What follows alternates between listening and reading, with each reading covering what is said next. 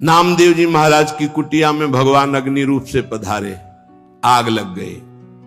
गांव के लोग दौड़े, कुछ सामग्री बाहर निकाल के रखी। नामदेव जी को सूचना पहुंची, ध्यानस्थ थे, आपकी कुटिया में आग लग गई। दौड़ कर आए तो एक दो कंबल, कुछ सामग्री थी, निकाला था, उठाया, फिर आग में डाला। लोगों ने कहा, बावरे हो, इतनी मेहनत करके निकाला। अरे बोले, भगवान आए अग्नि रूप में, स्वागत करना है, अतिथि आता है तो उसके मुख का निवाला निकाला जाता है कि दिया जाता है? अरे ये किसकी लौकिक समझ में आएगा? संपूर्ण वस्तुएं सब जल गई जो दिनचर्या की थी। बड़े आनंद। ठंडी का समय था, 12 बजे तक सब शांत, राख केवल उसी राख में ले, विट्ठल विट्ठल विट्ठल विट्ठल। शरीर कांपने लगा सर्दी में। भगवान के सिवा कुछ है नहीं, न पहले था, केवल देखने में था। एक बात समझ लो, अंदर से आश्रय भगवान का है तो पाई भर फर्क नहीं पड़ेगा, चाहे सम्राट पद मिल जाए और या सब छिन जाए, कोई फर्क इससे नहीं पड़ता। ये संतों में जो सिद्ध महापुरुषों में स्थिति पाई गई। रात्रि के सर्दी के भीषण वातावरण में श्री भगवान गरुड़ पर आरूढ़ होकर रुक्मिणी जी के सहित आए। विट्ठल भगवान द्वारिकाधीश ही हैं, रुक्मिणी जी पार्श्व में विराजमान, अपना पीताम्बर ओढ़ा देते हैं। गरुड़ जिसे कहते हैं, विश्व की सबसे सुगंधित तृण लाए जाएं, एक से एक सुगंधित लताएं, और रात भर में कुटिया ऐसी छा दी कि किलोमीटरों तक वातावरण दिव्य सौरभ से युक्त। विट्ठल विट्ठल विट्ठल, आंख खुली तो देखा अद्भुत सौरभ, अद्भुत कुटिया और भगवान की सुंदर कामरी ओढ़े हुए। वैसे उनको पता है योगक्षेमम बाह्यम, जिनकी जिम्मेवारी वही सब कर। गांव के लोग की देखो, कितना ठंडी में नामदेव जी की कुटिया जल गई थे, वो सब परेशान होंगे। जब देखा तो एकांत क्षेत्र में ऐसी कुटिया विश्वंभर के हाथ से बनाई हुई, पूछो मत। सब लोग गांव के दौड़ दौड़ के आए, बाहर सौरभ में मतवाले हो रहे थे। बोले, नामदेव जी ये कारीगर कहां मिलेगा, कितना रुपया लगता है, रातों रात तुमने ऐसी कुटिया बना ली? बोले, कारीगर फ्री आता है, सामग्री फ्री आती है। बोले, हम सब कुटिया, एक एक कुटिया नहीं, जय जय कुटिया हम खूब बनवाएंगे। अरे हमारे घर बेकार इस कुटिया के आगे, इतना सुंदर बंगला, सुंदर। नामदेव जी ने कहा कि हमारा कारीगर एक आवाज देंगे, आ जाएगा, सब सामग्री आज। पहले ऐसा करो, घर से बाहर निकलो, सब आग लगाओ अपने अपने घर में, कुछ नहीं बचना चाहिए, सब जला देता हूं, हमारा कारीगर फ्री आ जाएगा कुटिया बना। कोई किसी की हिम्मत नहीं पड़ी। समझ रहे हो? जिसका हरि के सिवा कुछ नहीं होता, वही हरि के प्रेम को, हरि की महामहिमा कृपा को समझ पाता है, दूसरा नहीं। इसलिए कह रहे, निर्विद्य कृत्याद अखिलात कदाहम छित्वा समस्तास्त जगत अपेक्षा। जगत की अपेक्षा को काट दो। जीवन का परम कर्तव्य भगवत प्राप्ति है। हर कर्तव्य लोक धर्म के अंतर्गत है, और हमारा परमार्थ पुष्ट नहीं हुआ तो लोक धर्म बहुत जन्म कर चुके हैं, बहुत जन्म पति बन चुके, पत्नी बन चुके, पिता बन चुके, पुत्र बन चुके, सब ये कर्म किए, लेकिन आज तक सदगति नहीं हुई। आज सदगति होने का हमें फिर अवसर मिला है। अब हम भजन के द्वारा, नाम जप के द्वारा, सत्संग के द्वारा भगवत प्राप्ति करेंगे। जीवन का परम लाभ भगवत प्राप्ति। संत महापुरुषों के वचनों का ध्यान से श्रवण करके मनन करें। जीव का स्वभाव होता है प्रेम करना, वो प्रेम किए बिना नहीं रह सकता। जीव का स्वभाव है प्रेम करना, वो प्रेम किए बिना नहीं रह सकता। जो इस बात को नहीं समझ पाता, वो प्रेम कर बैठता है शरीर से, शरीर के संबंधी भोगों से, शरीर संबंधियों से। इसलिए विवेकवान अपने प्रेम की धारा प्रेम में प्रभु की तरफ जोड़ता है, और अविवेकी प्रेम की धारा जगत की तरफ जोड़ देता, जो दुर्गति को प्राप्त होता है। ज्ञानी अपने प्रेम को वैराग्य की बाढ़ में समेटकर स्वरूप में स्थित कर देता है, आत्मरति। भक्त अपने प्रेम को वैराग्य की बाढ़ में समेटकर चरणों में समर्पित कर देता है प्रभु के, तो कृष्ण रति, प्रिया रति। और संसारी अपने प्रेम को फैला देता है, स्त्री, पुत्र, परिवार, घर, मकान, धन, संपत्ति। जहां काम रूपी शत्रु उसका सर्वनाश कर देता है। इसलिए अपने प्रेम को यदि भक्त हो तो केवल प्रभु के चरणों में, और ज्ञानी हो तो अपने स्वरूप में। अज्ञान का नाश करके अपने प्रेम को सार्थक जगह में लगा दो, नहीं तो यही जो प्रेम तुम्हें महासुख प्रदान करने वाला है, जब जगत में लगा दोगे तो दुख प्रदान करने वाला, तुम्हारी दुर्गति का कारण बन जाएगा। इसलिए देखो तुम्हारा प्रेम कहां लग चुका है। यदि शरीर में है, संसार में, तो हटाओ इसको, इस प्रेम बंधन को काटो, फाड़ो इस अज्ञान के पर्दे को, और देखो झांकी प्रिया प्रीतम की। मान लीजिए बिल्कुल ऐसा ही है, कोई और प्रेम नवीन पैदा नहीं होता। यही प्रेम जो फैलाए हुए समेटो सबकी ममता ताग बटोरी, और मम पद मनई बांध बरडोरी। हो गया समदर्शी इच्छा कछु नाही, हरस शोक भय नहीं मन माही। असज्जन मम उर्बस कैसे, लोभी हृदय बसे धनु जैसे। बस ये बात ध्यान रखो, जो प्रेम को परमात्मा की तरफ मोड़ देता है उसके हृदय में आग लग जाती है। कैसे दर्शन हो, कैसे दर्शन हो। वो भवबंधन से छूटने के लिए व्याकुल हो जाता है। कंचन, कामिनी, कीर्ति कोई उसके मार्ग में बाधा नहीं डाल सकती। जो भवबंधन से मुक्त होने के लिए व्याकुल हो गया है, उसे अब कोई भगवान से दूर नहीं रख सकता। एक कल संत भगवान प्रश्न कर रहे थे कि एकांत में तो ठीक है, लेकिन जब व्यवहार में उतरते हैं तो राग द्वेष हो जाता है। क्यों? क्योंकि तुम व्यवहार में क्रिया देखते हो, कर्ता नहीं देखते, कारण नहीं देखते। अगर कारण को देखो तो कारण श्री हरिवंश भनम, क्रिया को देखोगे तो अनुकूल हुई तो राग हो जाएगा, प्रतिकूल हुई तो दोष हो जाएगा। अगर कारण को देखोगे तो सब में पावर श्री भगवान कारण, राग द्वेष होगा ही नहीं। भगवत ऋषि जी कहते हैं, औरों की तो बात जाने दो, लगे हो अविद्या भूत कहें तुझ रक्षा करी हो। समीप में बैठे हैं अर्जुन जी के भगवान श्री कृष्ण। एक ब्राह्मण आता है और श्री भगवान के सामने वो कहता है, प्रभु प्रभु अभी अभी मेरा पुत्र प्रकट हुआ और पधार गया। द्वारिकापुरी की बात है। प्रभु पैदा होते ही मर गया, ऐसा तो कभी नहीं हुआ कि पुत्र पिता के सामने मर जाए। ये तो धर्म रहित बात है। और अपने बालक को भगवान के सामने से राजमहल के द्वार पर रखता है और विलाप करके बड़ी आतुरता पूर्वक कहता, संदेह नहीं कि इस समय पृथ्वी में ब्रह्म ऋषियों का द्रोह करने वाले लोग पैदा हो गए हैं। धूर्त, कृपण, पापी लोग बढ़ गए हैं, कर्म दोषी हो गए हैं। इसीलिए ये काल उल्टा चक्र चला रहा है कि पिता के सामने जन्मा हुआ पुत्र मृत्यु को प्राप्त हो रहा है। ये राज हिंसापरायण, दुश्शील, अजितेंद्री प्रजा को दरिद्री कर रहे हैं, कर ले करके दुख पर दुख प्रजा भोग रही है। इसीलिए ये हमको सामने महान संकट देखना पड़ा। अधार्मिक राजाओं के होने के कारण मेरा पुत्र मेरे सामने मरा, ऐसा काल व्यतिक्रम है, नहीं होना चाहिए था। इस प्रकार बोलकर चला गया। फिर दूसरा पुत्र हुआ तो फिर मर गया, फिर बोल के चला गया। तीसरा पुत्र पैदा हुआ, फिर मर गया, फिर वैसे ही बोल के चला गया। जब 9वें बालक के मरने पर वो वहां आया तो अर्जुन जी ने कहा, ब्राह्मण सुनो, इस निवास स्थान द्वारिका में ऐसा लगता है अब कोई धनुषधारी छत्री नहीं है। बार बार तुम यहां रोकर चले जाते और कोई नहीं बोलता कि मैं तुम्हारी रक्षा करूंगा। क्या है ये प्रजा पालन है? अरे जिनके राज्य में कोई ब्रह्म ऋषि दुखी हो जाए धन से, पुत्र से या किसी अन्य कारण से, तो उसका राज्य नष्ट हो जाता है। जहां साधु वैष्णव ब्रह्म ऋषि दुखी हो जाए।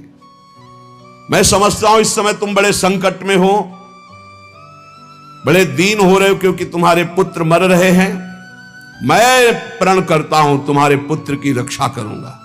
कर्ता को जाने नहीं, भगवत ऋषि जी कह रहे हैं। अरे उनका जाओ, तुम बात क्या बनाते हो, तुम क्या पूर्ण करोगे? जब ये श्री कृष्ण और बलराम बैठे हैं तो तुम क्या पूर्ण कर लोगे? अर्जुन से कहा। तो वो कह रहे हैं, अहम वा अर्जुनो नाम गांडीवम यस्य वै धनुः नाहम संकर्षणो ब्रह्मन् न कृष्णः कार्षणेव च अहम वा अर्जुनो नाम गांडीवम यस्य वै धनुः। मैं कोई संकर्षण नहीं हूं बलराम जी, और मैं कोई कार्षणी कृष्ण नहीं हूं। मैं गांडीव धनुषधारी अर्जुन, जो बोलता हूं वही करके दिखाता हूं। यहां दो भाव निकलते हैं कि देखो भाई, मैं कोई कृष्ण बलराम तो हूं नहीं, उनका दास हूं। तो भगवान अपने प्रण को चाहे भुला दे, लेकिन दास के प्रण का निर्वाह करते, इसलिए मैं प्रण लेता हूं कि मैं तुम्हारे पुत्र की रक्षा करूंगा। और एक भाव ये होता है कि मैं कोई कृष्ण बलराम नहीं हूं, मैं गांडीव धनुषधारी अर्जुन हूं, जो प्रण लेता हूं उसे पूर्ण करता हूं। ब्राह्मण ने कहा, कैसी बड़बड़ करके बातें कर रहे हो? संकर्षणो वासुदेवा प्रद्युम्नो धन्विनाम बलः अनिरुद्धो अप्रतिरथो न त्रातुम शक्नुवन्ति यत् तत्कथम नु भवान कर्म दुष्कर्म जगदीश्वरै चिकीर्षसि त्वं बालिस्यात् तन्न सद्दम्हे वयम्। अरे जहां बलराम जी विराजमान, हल मूषलधारी सुदर्शन चक्रधारी श्री कृष्ण प्रद्युम्न अनिरुद्ध, ये अतिरथी महावीर, जब ये जगदीश्वर हमारे पुत्र की रक्षा नहीं कर सके तो तू क्या ये बालकों की मूर्खता जैसी बात करते हो? अर्जुन से कहा। अर्जुन ने कहा, फिर कहता हूं मैं गांडीव धनुषधारी अर्जुन हूं। ब्राह्मण देवता, यदि मैंने तुम्हारे पुत्र की रक्षा नहीं की तो चिता लगाकर तुम्हारे सामने भस्म हो जाऊंगा। मेरे बल पौरुष का तिरस्कार मत करो। जानते हो मुझे, मैं वो अर्जुन हूं जो महादेवाधिदेव भगवान शंकर को युद्ध में तृप्त कर दिया। ऐसा है, मैं अधिक क्या कहूं? अगर मृत्यु भी सामने आएगी तो मैं जीत कर तुम्हारे पुत्र की रक्षा करूंगा, मैं वचन देता हूं। तब ब्राह्मण ने कहा, जय हो कुंती नंदन अर्जुन, तुम्हारी जय हो भाई, धन्य है, तुम्हारा बल पौरुष प्रशंसनीय है। अब मैं जा रहा हूं, जब बालक होने को होगा तो मैं तुम्हें सूचना दूंगा। फिर समय आया प्रसव का, ब्राह्मण भागता हुआ आया, अर्जुन अर्जुन इस बार तुम मेरे बच्चे को बचा लो, मृत्यु से बचा लो। अर्जुन तत्काल गए, आचमन किया, भगवान शंकर का ध्यान करके प्रणाम किया, श्री कृष्णचंद्र की तरफ देखा भी नहीं, कर्ता को जाले ले यही बात समझा रहे हैं, समझो। और दिव्यास्त्र का स्मरण किया और गांडीव पर प्रत्यंचा चढ़ाई और ऐसा बाणों का हाहाकार मचा दिया कि वायु भी प्रवेश करेगी प्रसव गृह में तो अर्जुन की आज्ञा से प्रवेश करेगी। दिव्यास्त्रों से पूरा बांध दिया, मंत्र से अभिमंत्रित करके प्रसव गृह को चारों ओर से घेर दिया, ऊपर नीचे दाएं बाएं ऐसा पिंजड़ा और दिव्य मंत्रों के द्वारा। पहले तो कम से कम बालक पैदा होकर के रोता फिर मर जाता था, अब पैदा हुआ ना तो सौ मिला ना आवाज सुनाई दी, गायब हो गया। पहले तो कम से कम लाश तो मिलती थी, रोता तो था फिर मर जाता था। अब वो ब्राह्मण अर्जुन से कहने लगा कि मेरी मूर्खता देखो, इस नपुंसक की बात में मैं आ गया। हाँ, अरे जहां श्री कृष्ण बलराम नहीं रक्षा कर पाए, इसकी डींग भरी बातों पर मैंने विश्वास कर लिया। ना प्रद्युम्नो ना अनिरुद्धो न रामो न च केशवा यस्य सेकु परित्रातुम कोन्यस्तद वितेश्वरः। कौन ऐसा है जहां श्री कृष्ण बलराम प्रद्युम्न और अनिरुद्ध नहीं रक्षा कर पाए, वहां और त्रिभुवन में कौन रक्षा कर सकता है? मिथ्यावादी अर्जुन को धिक्कार है, अपने मुंह से बड़ाई करने वाले गांडीव धनुषधारी अर्जुन को धिक्कार है। दुर्बुद्धि मूढ़तावश कहता था कि मैं तुम्हारे बालक की रक्षा कर लूंगा। अब ब्राह्मण तो क्रोध में, देखने को मुंह नहीं मिला लड़के का, पैदा हुआ गायब। अर्जुन ने कहा, ब्राह्मण मेरा अपमान मत करो। तत्काल योग बल से यमपुरी गए। भगवान धर्मराज जी ने देखा कि अर्जुन पधारे, बोले इस समय अर्घ पात्र लेने का हमें अवसर नहीं है, हमें यह बताओ कि वो जीवात्मा तुम्हारे यहां आया है? बोले हमारी पुरी में नहीं आया। विचार किया कि कहां चला गया जब यमपुरी में नहीं आया। इंद्रलोक, अग्निलोक, नैऋति, सोम, वायु, वरुण सबकी पुरियों में गए। अतल नीचे, अतल, सुतल, पाताल, तलातल, महातल, इन लोकों में गए। ऊपर के जनलोक, महालोक, तपलोक, ब्रह्मलोक, कहीं भी ब्रह्मा की जितनी रचना सब घूम डाला अर्जुन ने, कहीं वो जीव नहीं मिला। अब आए, अब भगवान श्री कृष्ण की तरफ देखा, प्यारे प्रणाम, अब जा रहे हैं भस्म होने हम चिता में। यही जीव की दशा है, जब सब जगह से हार जाता है तब बोलता है हरि शरणम। पहले नहीं चितवन किया कि प्रभु, तो प्रभु समझा देते। प्रण लेने से लेकर अभी तक भगवान की तरफ नहीं देखा कि रुख क्या है। अब जब चिता में जलने का नंबर आया तब केशव प्रणाम आखिरी स्वीकार करो। तो भगवान ने कहा किस बात का?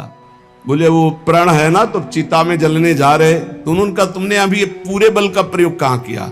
ध्यान दीजिए, तुमने अभी पूरे बल का प्रयोग कहां? तुम्हारा पूरा बल तो मैं हूं। मुस्कुरा दे अर्जुन, यही हमसे गलती होती है। हमारा बल कौन है? आराध्य देव। हम अपने बल की डींग हाँकने लगते हैं, उन्हीं के बल से मिले हुए बल से। हमारा पूरा बल श्री भगवान है। देखो अर्जुन, तुम्हारा बल मैं हूं। जिस समय ये तुम्हारी निंदा कर रहे हैं यही सब लोग प्रशंसा करेंगे और तुम्हारे यश की कीर्ति की स्थापना होगी। करें करावें आप सब, जने बढ़ाई दे। मान लो कर्ता को जानो कौन है। सर्वशक्तिमान भगवान जे भी चिंतन किया, भगवान का दिव्य रथ आ गया। भगवान की दिव्य घोड़े, दारुक नाम का सारथी। भगवान ने अर्जुन से कहा बैठो हमारे रथ में। रथ में बैठे। दारुक ने भगवान के नेत्रों की तरफ देखा, इशारा किया, ले चलो। 7 पर्वतों वाले 7 द्वीप, 7 समुद्र, लोकालोक पर्वत, इनको लांघकर घोर अंधकार, इतना अंधकार कि भगवान के दिव्य घोड़े शैब्य, सुग्रीव, मेघपुष्प, बलाहक, मेघपुष्प बलाहक नाम के 4 घोड़े मार्ग नहीं दिखाई दे रहा। तब योगेश्वरों के भी परमेश्वर भगवान श्री कृष्ण ने जब घोड़ों की दशा देखी तो सुदर्शन चक्र का स्मरण किया। हजार हजार सूर्यों जैसा एक साथ तेज प्रकाशित करने वाले भगवान की दिव्य पार्षद सुदर्शन जी आगे चल रहे हैं घोर अंधकार में।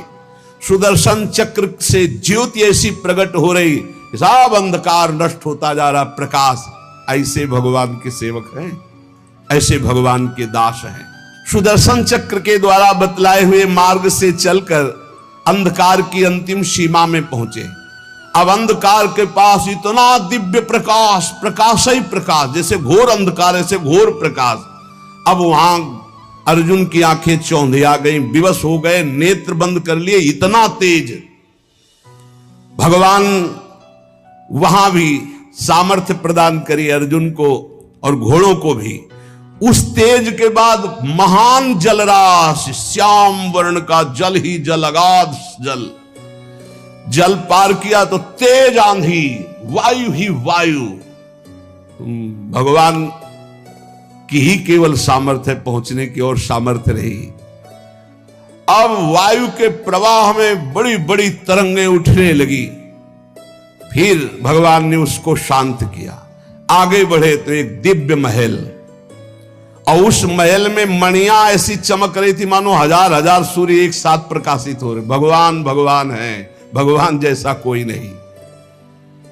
चारों ओर बड़ी ही उज्जवल ज्योति फैल रही है। देखा अनंत महिमा से युक्त भगवान शेष जी सैया बनाए हुए, और अद्भुत एक एक सिर पे ऐसे मणि चमक रही, ज्योतिर्मय। प्रत्येक फण पर सुंदर सुंदर मणियां जगमगा रही। 2-2 नेत्र, बड़े ही भयंकर नेत्र, और शेष भगवान का श्रीअंग कपूर जैसा गोरा है। कैलाश पर्वत के समान श्वेत वर्ण, नीले रंग की जीभ और गला नीला, भयंकर नेत्र, फणों पर मणि चमक रही। अर्जुन ने देखा शेष भगवान की सुखमयी सैया पर सर्वव्यापक महान प्रभावशाली परम पुरुषोत्तम भगवान भूमा पुरुष विराजमान है। अर्जुन बार बार श्री कृष्णचंद्र जी की तरफ देख रहे हैं। भूमा पुरुष है तो एक ही, ये कहां ले आए? एक तो ये श्री कृष्ण, एक ये श्री कृष्ण, क्योंकि द्वारिकाधीश भी चतुर्भुज रूप और हरि भी चतुर्भुज रूप। शरीर की कांति वर्षाकालीन मेघ के समान श्याम रंग, अत्यंत सुंदर पीतांबर धारण की, मुख पर प्रसन्नता, कमल जैसे नेत्र, बहुमूल्य मणि जटित मुकुट, कुंडल कांति, घुंघराली अलकावली, लंबी लंबी सुंदर भुजाएं, कौस्तुभ मणि, वक्षा स्थल में श्रीवत्स का चिन्ह, घुटनों तक माला, वही श्रृंगार। जैसा द्वारिकाधीश का वैसा ही प्रभु का श्रृंगार। अर्जुन ने देखा नंद सुनंद जय विजय ये सब पार्षद मूर्तिमान होकर, पुष्टि श्री कीर्ति अजा ये चारों दिव्य शक्तियां, रिद्धियां निधियां, लोकपाल, ये सब वहां हाथ जोड़े खड़े हैं। और भगवान श्री कृष्ण भी प्रणाम कर रहे हैं। तो अर्जुन देख रहे हैं कि ये है क्या लीला, अपने आप को अपने आप से, और कह रहे प्रणाम करो, ये अनंत महिमाशाली भूमा पुरुष भगवान है। अर्जुन भयभीत हो गए कि एक तो ये मेरे सखा श्री कृष्ण और दूसरे ये भूमा पुरुष। श्री कृष्ण ने फिर प्रणाम किया और हाथ जोड़कर कहा कि हे भूमा पुरुष, आप कृपा करके आदेश कीजिए। गंभीर वाणी में बोले, हे अर्जुन और हे श्री कृष्ण, तुम दोनों को देखने के लिए मैंने उन पुत्रों का अपहरण किया, मैंने अपने पास मंगाया। तुम मेरे ही अंश से प्रकट हुए हो और धर्म की रक्षा के लिए पृथ्वी पर अवतार ग्रहण किया। पृथ्वी के भार से दैत्यों का संहार कर चुके हो। अब तुम्हें लौटकर हमारे ही स्वरूप में फिर विलीन होना है। तुम पूर्ण काम सर्वश्रेष्ठ हो। जाओ, अभी कुछ कार्य बकाया, लोक संग्रह के लिए वो कार्य करके पुनः मेरे पास आ जाओ। भगवान श्री कृष्ण भी हाथ जोड़े खड़े, अर्जुन भी खड़े हैं। अति विचित्र भगवंत गति, बड़े बड़े ख्याली। अर्जुन के होश उड़ गए, नए भूमा पुरुष कौन हो गए भाई? ये परम पुरुष तो हमारे सामने खड़े हैं, यही है, यही। अगर ये अपने रहस्य को न बतावे तो कोई, इनका एक नाम है अनंत, कोई अंत ही नहीं पा सकता है। अर्जुन और श्री कृष्ण को आदेश किया, सर झुकाकर। अर्जुन देखते जा रहे, सर झुकाकर भगवान कह रहे जो आज्ञा। फिर वो सब बालक वापस कर दिए। उन बालकों के लिए वैसे ही मार्ग से फिर द्वारिका में लौट के आए। और बालक अपनी अपनी आयु के अनुसार बड़े भी हो गए थे, वैसी आकृति रूप, क्योंकि पहचान ले। श्री कृष्ण अर्जुन ने उनको समर्पित किया। अर्जुन के आश्चर्य की सीमा न रही। तब उन्होंने अनुभव किया और भगवान से कहा, प्रभु मुझे पता चल गया। बोले क्या? बोले पूरे जगत में जिसके बुद्धि बल, ज्ञान बल, पौरुष बल, जो कुछ भी है वो हे श्री कृष्ण केवल आपकी कृपा से है, ये मुझे पता चल गया। यही पता चलना है। इसीलिए रोज सत्संग सुनो। एक बार सुनने से काम नहीं चलेगा। गीता सुनने के बाद क्या कहा था? नष्टो मोहा स्मृति लब्धा। फिर क्या हो गया? फिर मोह। ये हवा है, आंधी है, कभी भी गंदा कर सकती बुद्धि को। देखो अर्जुन जी ने गीता सुनने के बाद कहा था नष्टो मोहा स्मृति लब्ध, फिर मोह हो गया। मोह माने अज्ञान। फिर कहने लगे कि मैं कोई श्री कृष्ण बलराम, आज फिर बोल रहे हैं आप। इसीलिए निरंतर भजन और सत्संग के लिए महापुरुष जन कहते हैं, जिससे हमारी बुद्धि रोज पावन होती रहे। जैसे पोछा लगा दिया सोनी लगाने के बाद और दरवाजा खुला छोड़ दिया तो फिर गंदा होने की संभावना। इस समय हर इंद्रियों को शासन में रखते हुए नाम जप करते हुए ये परम पद तब प्राप्त होता है। तो इसलिए भगवत रसिक जी कह रहे हैं कि कर्ता कृत जाने नहीं, माने निज करतूति, ते प्राणी दुख पावहीं, लगो अविद्या भूत। ये बहुत जल्दीबाजी में फिर सब बिगड़ जाता है। धैर्य पूर्वक भगवान का आश्रय लेकर नाम जप में लगो, इसी से परम मंगल होता है, इसी से परम लाभ होता है।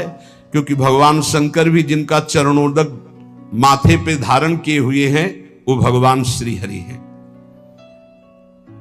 एक बार सरस्वती नदी के तट पर ब्रह्म ऋषि जन यज्ञ कर रहे थे।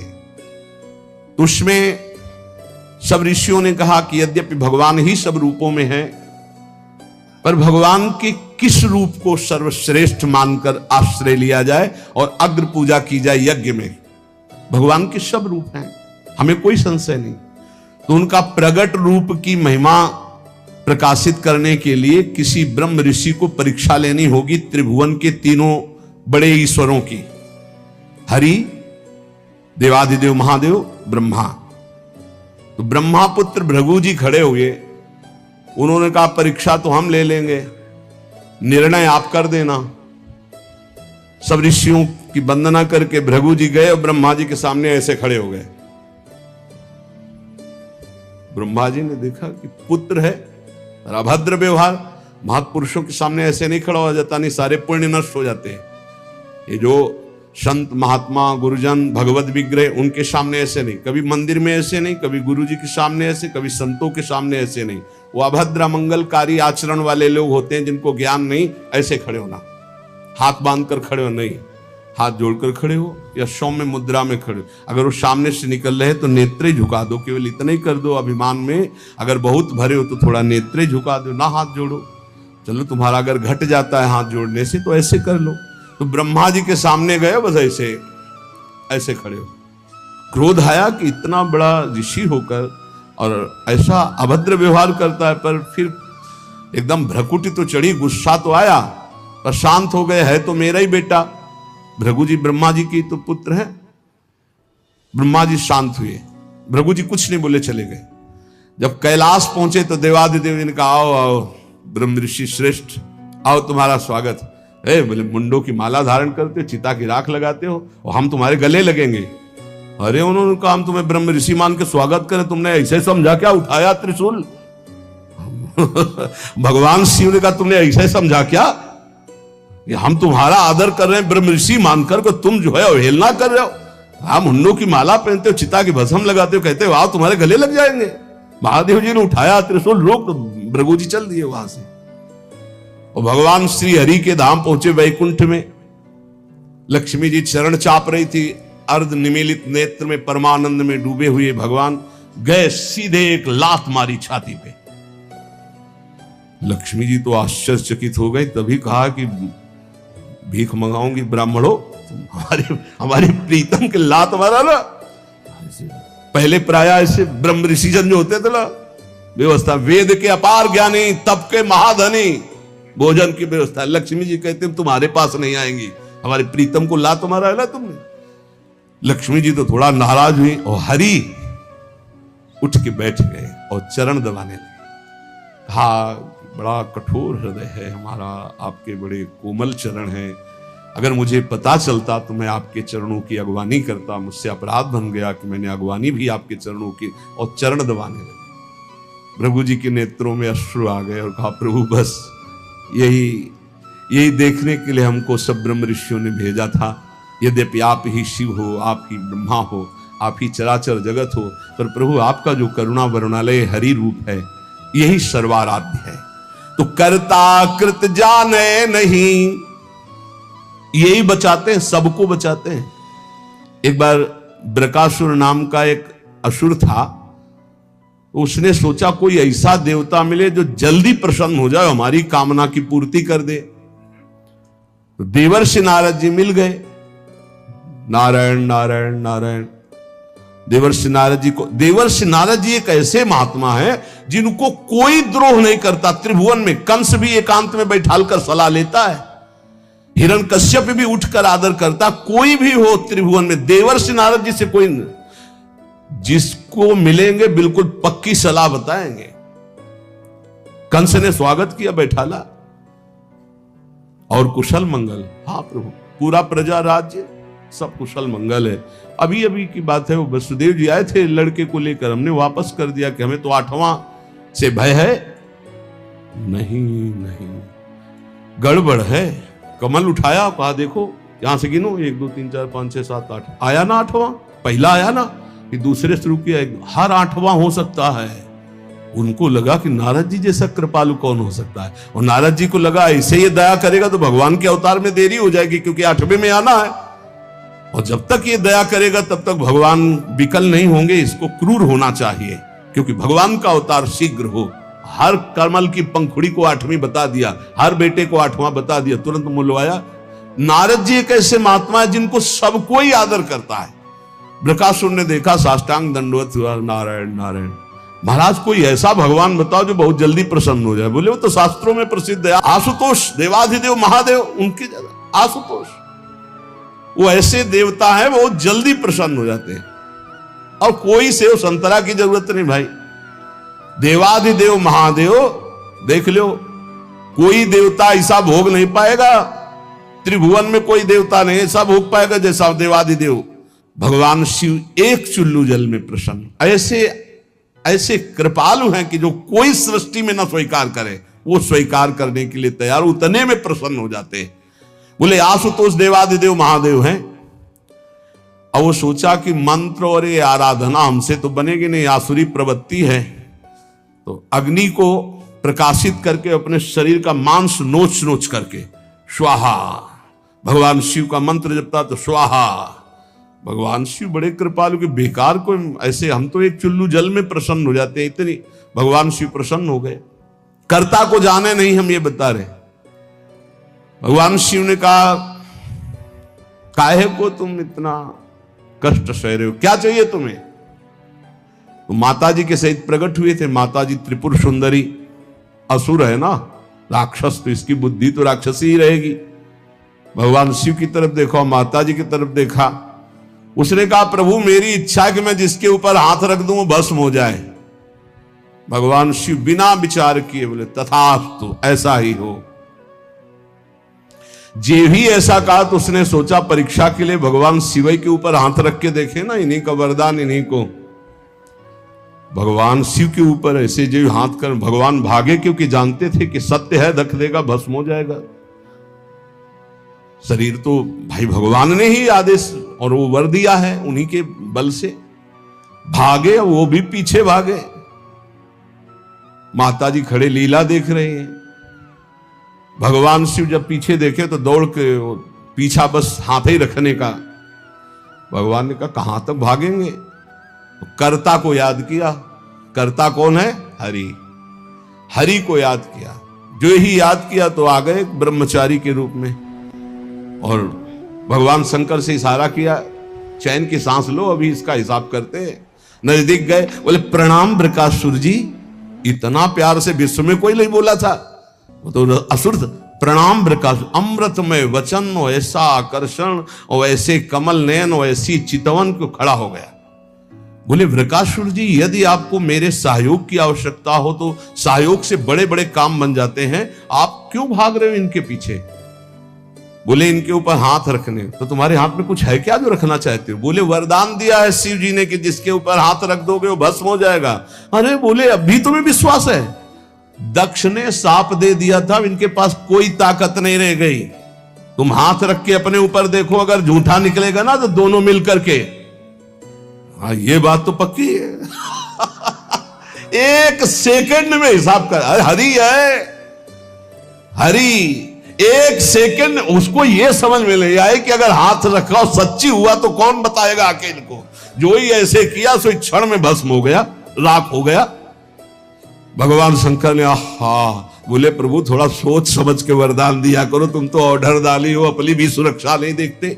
भगवत रसिक जी कह रहे कर्ता कृत जाने नहीं, माने निज करतूती, ते प्राणी दुख पावही, लगो अविद्या भूत, लगो अविद्या भूत कहे द्विज रक्षा करी हो।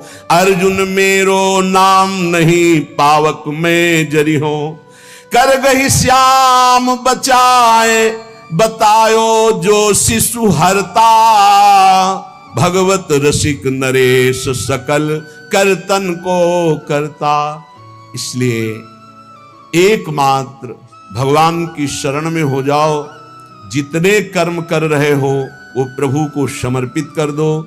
और रोज एक बार हमारी प्रार्थना है, ये सब याद नहीं कर पाएंगे पर सत्संगी हो इसलिए याद करना, मरना है। ये बात हमारी बात पक्का मान लो, ये हम बहुत बड़ा मंत्र बता रहे हैं। अगर ये एक बार 24 घंटे में एकांत में सोचोगे कि यार मरना है, सब कुछ छूटेगा, जाना है, तो आपका भजन बनने लगेगा, आप कुछ कमाई कर लोगे। अगर ये भूल गए कि मरना है तो मनमानी पापाचरण होता है। मौज लो, जो होगा देखा जाएगा। नहीं, तुम देखने लायक नहीं रहोगे। तुम क्या जानते हो जब कर्मों का फल आता है तो भोगना कैसा होता है? नहीं, तुम्हें पता नहीं। इसलिए आनंद में जीवन व्यतीत करने के लिए यावत स्वस्थमिदम कलेवरम यावत च दूरे जरा, आज शरीर स्वस्थ है तो ऐसा उपाय कर लो कि आपका मन निरंतर नाम जप में लग जाए, बस जीत जाओगे। हर समय नाम जप, बहुत ठौर ठिकाना मजबूत मिल गया है। ये कोई भ्रम वाला मार्ग नहीं है जहां आप लगे हो। ये तस्मात् शास्त्रम प्रमाणम ते, ये कोई मनमुखी मार्ग नहीं है कि अपनी वासनाओं की पूर्ति के लिए किसी नए मार्ग की स्थापना की हो। ये आचार्य परंपरा से, ये सदग्रंथ, सदवाणी, सदव्यवहार, सदाचरण से युक्त ये भगवत मार्ग है। इसलिए हरिशरणम, भगवान के चरणों का आश्रय लेकर निरंतर भजन करो और इसी जन्म में हम प्रभु को प्राप्त हो जाएं, ऐसा उत्साह रखो। शेष चर्चा आगे। श्री राधा वल्लभ लाल की। तुम्हें मानव देह केवल एक कर्तव्य के लिए मिला, भगवत प्राप्ति के लिए। प्रायः इस बात से कोई जानते हैं कि हमारे जीवन का लक्ष्य क्या, नहीं, सब अनभिज्ञ है। लेकिन कई बार कहा यह ऐसा देश है यहां से वस्त्र भी उतरा लिया जाता है, ये देह रूपी वस्त्र भी उतरा लिया जाता है।